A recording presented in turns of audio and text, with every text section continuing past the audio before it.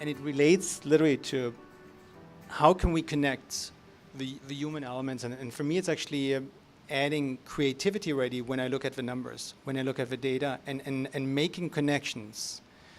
And there are people who say the last century was the century of biology, this century is the century of communication, and specifically communication within much more technology. For me, it's actually the combination. It's not that we're moving from one side to another one.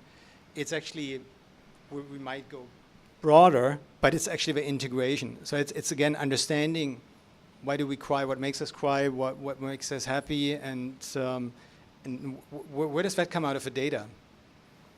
Or whatever things can we use in order to get the data sets. So I think big data, yeah, there's lots of movement down there, but it's also getting at the right under our skin.